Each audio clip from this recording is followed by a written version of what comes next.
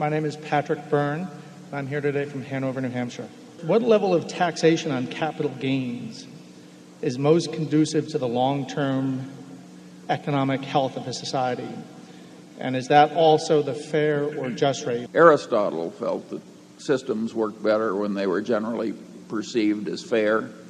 The civilization worked better if people saw the differences in rewards as having been fairly, reasonably fair anyway. And I think that if you had a civilization where if you worked 90 hours a week driving a taxi cab with no money, no medical insurance and so forth, and somebody else does nothing but own Berkshire Hathaway shares and sit on the country club porch and peel off a few every year to pay the bills, that would be regarded as so unfair that even if it had some theoretical economic efficiency, it would be counterproductive for our particular civilization to have that kind of a tax code. So I'm all for having some taxation of capital gains. Once you reach that conclusion, you get into the question of what is the fair rate. I think the fair rate might well be a little lower than it is now, but not much lower. And I thank Patrick actually for introducing me to a kind of a system of mental construct to attack questions like this. Patrick gave me the example one time, and I think this may go back to John Rawls at Harvard Market. Stocks are part of a business.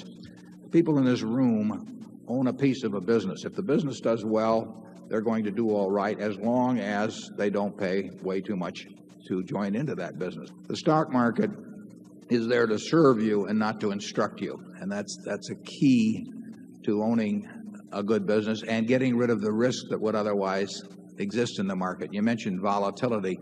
It doesn't make any difference to us whether the volatility of the stock market, is averages 0.5% a day or 0.25% of a day or 5% a day. In fact, we'd make a lot more money if volatility was higher because it would create more mistakes in the market. So volatility is a huge plus to the real investor.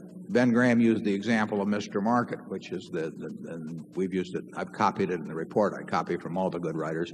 And Ben said, just imagine that when you buy a stock that in effect, you've bought into a business where you have this obliging partner who comes around every day and offers you a price at which you'll either buy or sell, and the price is identical.